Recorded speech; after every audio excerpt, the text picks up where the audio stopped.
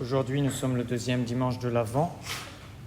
Faisons la mémoire de saint Ambroise. C'est également la préface de l'Avent. Cet après-midi, je dirai la messe à la chapelle Sainte-Anne de la Baule. Monsieur l'abbé Duterte, quant à lui, ira dans la mission au Portugal. Demain lundi, grande fête de l'Immaculée Conception de la Sainte Vierge. Ce n'est pas une fête d'obligation, mais vous êtes tous vivement invités à assister à la messe à 18h30 à la chapelle Notre-Dame des Dons. Ce sera une messe basse. Toute cette semaine, c'est dans l'octave de l'Immaculée Conception. Mardi, messe ici à 7h. Mercredi, ici à 7h. Jeudi à 11h. Vendredi, messe à 7h et 7h45. Nous avons après, avec monsieur l'abbé Duterte, une réunion de chantier pour notre nouvelle école, à suite de quoi suivent 2 jours de travaux de démolition. Donc toutes les bonnes volontés sont les bienvenues pour aider aux travaux. Contactez-moi en privé pour connaître l'adresse du lieu. Samedi, Sainte Lucie, Vierge et Martyre, messe à 7h et 8h, les confessions de 17h à 19h. Dimanche prochain, 3e dimanche de l'Avent, dimanche de Gaudete, messe aux horaires habituels, donc l'après-midi en Vendée. Mercredi, c'est la fête de la translation de la maison de Lorette, de la maison de Notre-Dame, de la maison de la Sainte Famille, jusqu'à la ville de Lorette en Italie. Et donc nous irons prier à la Flossolière, à la reproduction de la maison où le Verbe s'est fait chair. À la Santa Casa de Lorette, nous irons faire nos dévotions là-bas à 15h30. Ensuite, nous irons juste à côté à Saint-Michel-Mont-Mercure. Il y a les répétitions de la veillée de Noël après les messes le dimanche, les enfants y compris. Enfin, les enfants, ce sera la prochaine fois, je crois. Et comme vous le voyez, eh bien, nous n'avons pas terminé la crèche hier avec les enfants de la croisade eucharistique. Le programme était assez chargé, et l'après-midi également. Et donc, s'il y a des bonnes volontés qui, après la messe, peuvent aider à terminer, le gros du travail manuel est fait. Donc là, c'est plutôt de la décoration. Et donc, vous pouvez faire cela le dimanche. Et je vous remercie d'avance pour votre aide. Enfin, j'ai la joie de vous annoncer la naissance d'une petite Rose chez Maxence et Laura Reynaud, qui est née le jour de la médaille miraculeuse, le 27 novembre, et qui a été baptisée hier à Notre-Dame des Dons. Priez bien pour la persévérance de cette petite chrétienne et le complet rétablissement de la maman. Au nom du Père et du Fils et du Saint-Esprit, ainsi soit-il. En continuant notre étude de la Sainte Messe, mes bien chers frères, nous entrons avec l'Épître, l'Évangile et le Credo dans la série des enseignements et proclamations des mystères de la foi que contient la Sainte Messe. L'Épître est un passage tiré des lettres écrites par les apôtres aux premiers chrétiens, principalement les lettres de saint Paul. 42 dimanches sur les 53 de l'année, on lit les épîtres de saint Paul. Épître veut dire lettre, tout simplement. L'épître peut être également tiré du livre des Actes des Apôtres, par exemple pour la fête des apôtres Saint-Pierre et Saint-Paul ou autour de la Pentecôte, ou bien du livre de l'Apocalypse au moment de la fête de la Toussaint, ou bien encore de l'Ancien Testament, comme pendant le Carême ou les 4 temps que nous aurons la semaine suivante. Ce n'est pas n'importe qui peut lire l'Épître. Les modernistes demandent à des laïcs de lire l'Épître et le soi-disant prêtre moderne ne la lit même plus lui-même, il va s'asseoir pendant que monsieur un tel ou madame un tel ou même un adolescent avec des piercings et des pantalons moulants lit la lecture en français. On est loin, voyez, de cette parole de Tertullien, de ce père de l'Église qui disait « Parcourez les églises fondées par les apôtres, entendez lire du haut de ces chaires où ils siégèrent le texte même des lettres qu'ils ont écrites. Il vous semblera voir leur visage et entendre leur voix. C'est une image, bien sûr. Mais pourquoi dit-il cela ? Pourquoi est-ce que Tertullien dit cela ? Parce qu'il y a une ordination spéciale pour lire l'Épître. À la messe solennelle, c'est au sous-diacre qu'il revient de chanter l'épître. C'est un usage très ancien. Au jour de son ordination, le sous-diacre reçoit le livre des épîtres des mains de l'évêque qui lui dit « Recevez le livre des épîtres et ayez le pouvoir de les lire dans la Sainte Église de Dieu, tant pour les vivants que pour les défunts. » Et à la messe chantée, l'épître peut être chanté par un clerc, comme le faisait notre séminariste, M. l'abbé Lustosa, une fois qu'il a reçu la tonsure cléricale. Et ce sont des gens saints qui mènent une vie sainte, qui peuvent lire l'épître parce que c'est un texte saint. La parole de Dieu est l'un des plus grands dons que le bon Dieu peut nous faire, disait le saint curé d'Ars. Au cours de la messe, les cérémonies sont de plus en plus saintes, jusqu'au canon et à son apogée, la consécration jusqu'au cœur de la messe. Dans le choix des textes, l'Église fait particulièrement attention au début et à la fin du passage des épîtres. Par exemple, dimanche prochain, l'Église a choisi un passage de l'épître de saint Paul aux Philippiens qui commence par ces mots « Mes frères, réjouissez-vous dans le Seigneur en tout temps », je le répète, réjouissez-vous. Gaudete in Domino iterum dico gaudete pour le dimanche le troisième dimanche de l'Avent, le dimanche de Gaudete, qui appelle à la joie. Toute la joie prédomine pendant toute la liturgie de ce dimanche. Le début de l'épître de ce deuxième dimanche, aujourd'hui, commence ainsi. « Tout ce qui a été écrit avant nous l'a été pour notre instruction, afin que, par la patience et la consolation que donnent les Écritures, nous possédions l'espérance. » Et effectivement, aux cœurs qui sont bien disposés, qui se maintiennent en état de grâce, qui cherchent à avancer dans la vie spirituelle, la Sainte Écriture est une consolation. La Sainte Écriture renforce l'espérance parce qu'on y découvre les saintes vérités que nous contemplerons au ciel. Saint Paul est un juif, il connaissait par cœur l'Ancien Testament, et dans ses épîtres, il nous élève des textes ou des figures ou des événements de l'Ancien Testament aux mystères révélés dans le Nouveau Testament par notre Seigneur. Si vous regardez l'épître d'aujourd'hui, il fait allusion au moins 5 fois à l'Ancien Testament. Les épîtres de saint Paul, mes bien chers frères, sont pleins d'un enseignement extraordinaire, très riche. Et souvent, pour nous, c'est une nourriture trop riche, parce que, non pas parce qu'on n'est pas assez intelligent pour les comprendre, ce n'est pas une question d'intelligence, mais parce qu'on est trop matérialiste, pas assez spirituel. C'est comme les enfants avec du très bon vin rouge. Les enfants n'aiment pas beaucoup le vin rouge, alors même pour un grand repas de fête, eh bien, cela ne sert à rien de leur servir de ce très bon vin, d'abord parce que l'alcool est quelque chose de trop fort pour eux, et puis ensuite parce que leur palais n'a pas encore été formé, n'a pas encore été éduqué à goûter ces choses plus spéciales. Et saint Paul se rend compte de cela, et parfois il est obligé de parler aux chrétiens comme à des païens qui viennent de se convertir. Aussi, mes frères, je n'ai pu moi-même vous parler comme à des hommes spirituels, mais comme à des hommes charnels, comme à de petits enfants en Jésus-Christ. Je vous ai abreuvé de lait, mais je ne vous ai point donné à manger, parce que vous ne le pouviez pas encore. Et à présent même, vous ne le pouvez point, parce que vous êtes encore charnels. Saint Jean Chrysostome écrit à propos des épîtres de saint Paul. Les épîtres de saint Paul sont des mines et des sources spirituelles, des mines dont vous tirerez les richesses des plus précieuses que tout l'or du monde, des sources qui ne se tarissent jamais, mais qui coulent d'autant plus abondamment que vous y puisez plus assidûment. L'expérience le prouve. Il y a 500 ans que saint Paul a vécu, saint Jean Chrysostome vivait au VIe siècle.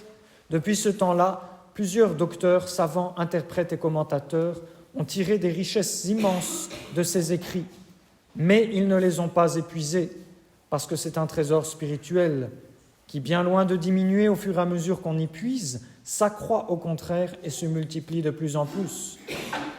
Mais que dis-je, quand je ne parle que de ceux qui nous ont précédés, combien en viendra-t-il après nous, les uns après les autres, jusqu'à la fin des siècles ? Ils puiseront toujours dans ce trésor, mais ils ne l'épuiseront jamais, parce qu'il en sortira toujours des richesses en abondance, comme les eaux qui coulent de sources intarissables. Voilà ce qu'il écrivait il y a 14 siècles, mes bien chers frères, et cela est toujours vrai aujourd'hui.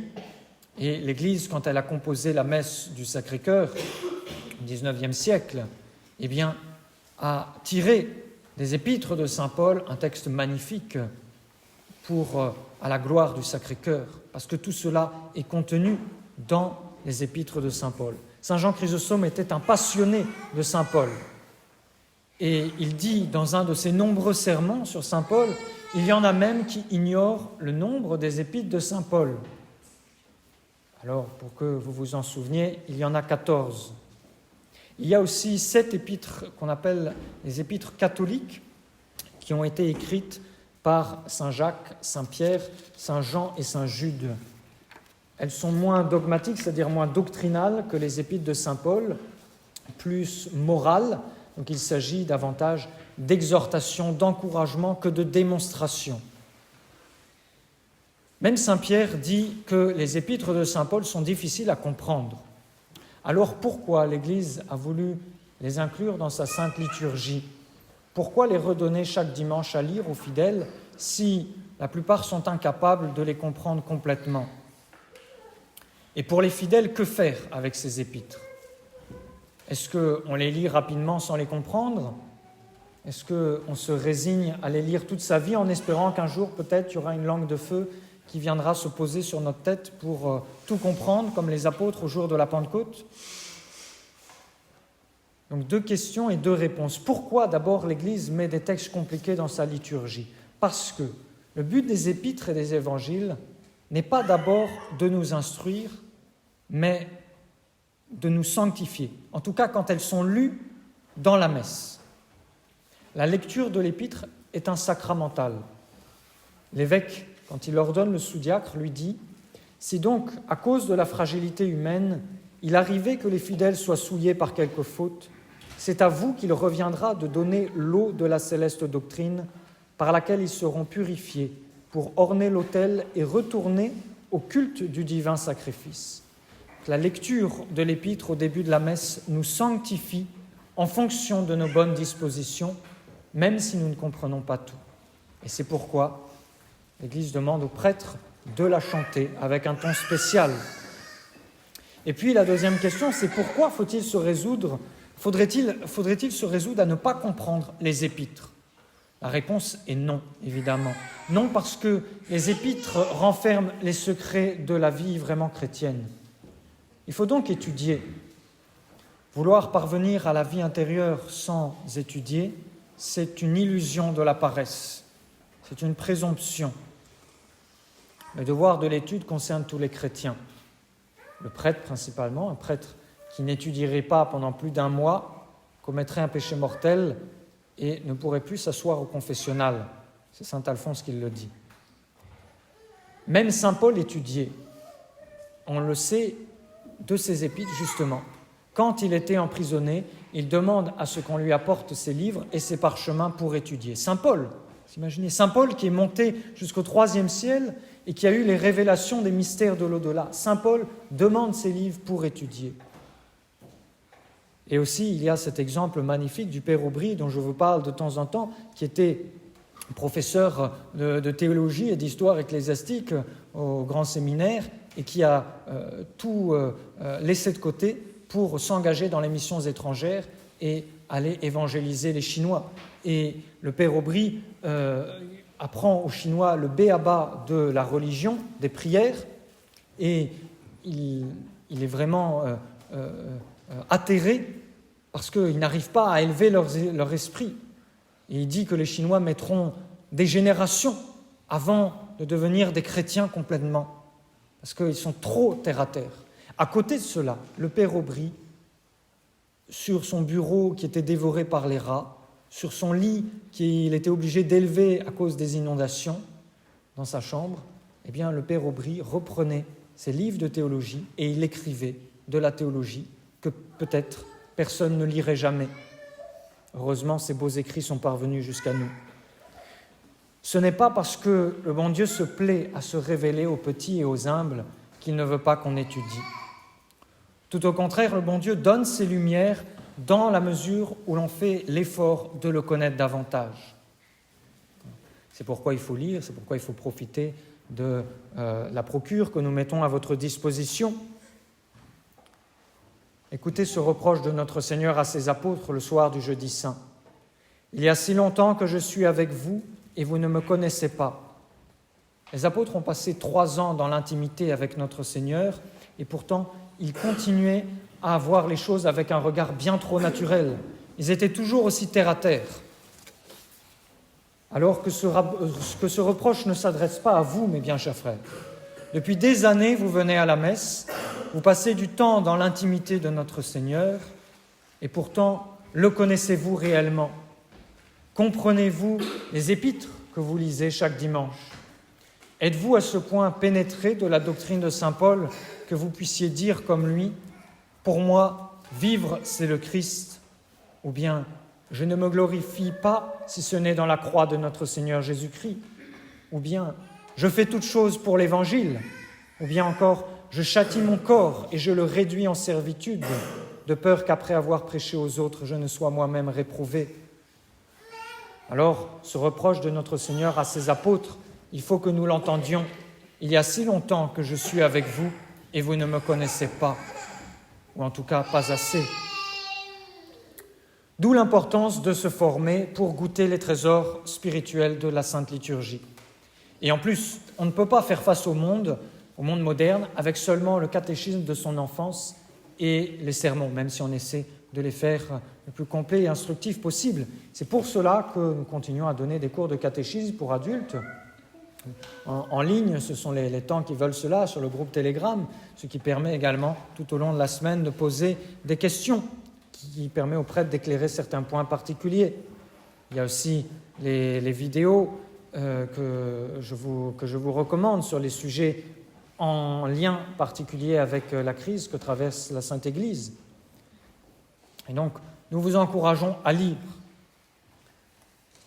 Faute d'étudier, les textes de la messe passent sur notre âme sans que nous y trouvions consolation, courage, zèle, reproche parfois. Et alors la messe, qui est le livre aux 7 sceaux que l'agneau ouvre sous nos yeux, reste pour nous un livre fermé. Et les mystères qu'il renferme restent pour nous quelque chose de lointain et de compliqué. C'est une bonne habitude de lire le commentaire de la messe avant d'y assister, sur le trajet en voiture ou la veille au soir. Donc les lectures dans la messe traditionnelle ont pour but d'élever les âmes au grand mystère, pas pour but premier d'instruire. L'instruction se fait avant ou pendant le sermon. La messe reste avant tout le renouvellement du sacrifice du calvaire et les lectures ne sont là que pour orner, que pour entourer le corps du Christ de la parole du Christ. Les modernistes, eux, ont voulu faire de la messe une salle de classe, si bien qu'ils ont appelé cette partie de la liturgie, au lieu de la messe des catéchumènes, la liturgie de la parole. Et au lieu de demander à ce que les fidèles s'élèvent vers les textes, ils ont abaissé les textes vers les fidèles. Ça, c'est une différence essentielle entre la vraie messe et la fausse messe. Autrement dit, s'ils le pouvaient, ils auraient supprimé même le côté un peu mystérieux des épîtres pour faire de la messe un cours de catéchisme. Mais c'est aux fidèles de monter vers les mystères et non l'inverse. Et certains modernistes avaient même complètement perdu le sens des réalités surnaturelles et sont allés jusqu'à lire à la place des épîtres des passages de Karl Marx ou de Mao Tse-tung ou bien du journal du coin en disant vous comprenez, cela fait au moins avancer les choses en politique. D'accord ?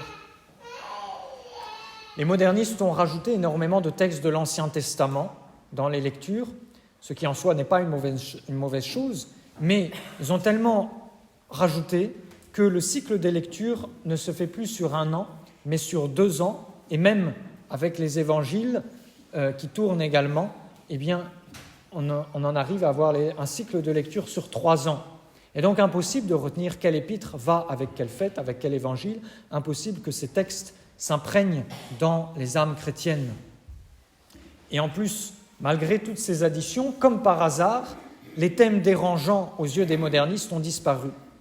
Comme pour les oraisons, souvenez-vous, je vous avais dit, on n'entend plus parler du péché, de la gravité du péché, de la colère divine, des châtiments de Dieu, de l'enfer, de la concupiscence de la nature humaine, de notre faiblesse, de la nécessité de la mortification, etc.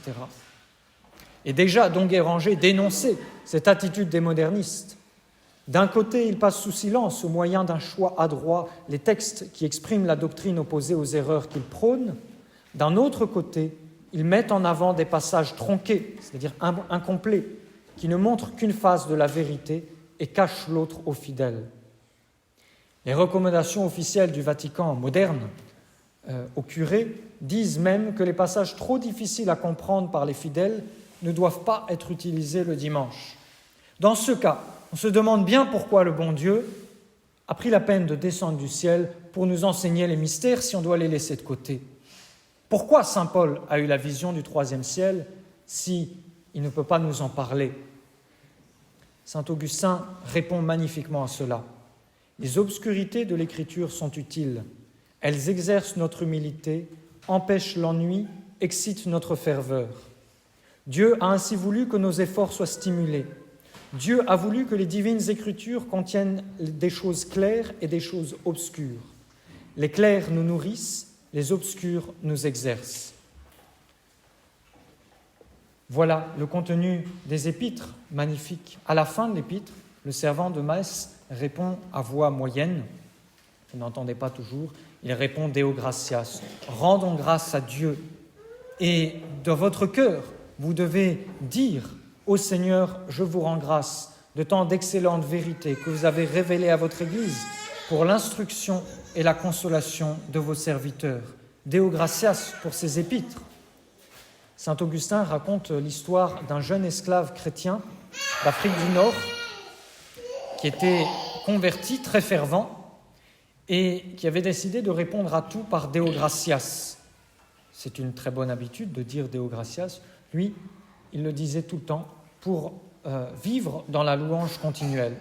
Un jour, pour le punir de sa foi, son maître païen, qui ne supportait pas cela, l'a livré à une troupe de soldats idolâtres qui s'en sont moqués, qui l'ont roué de coups.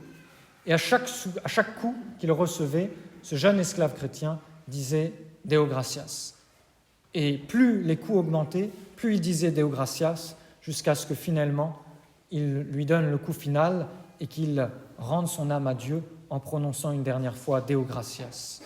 Si nous sommes remplis des enseignements des épîtres, si nous sommes des chrétiens spirituels, nous verrons la main de Dieu partout. Et quoi qu'il nous arrive, nous dirons toujours « Deo gratias et Mariae », merci à Dieu et à Notre-Dame, au nom du Père et du Fils et du Saint-Esprit, ainsi soit-il.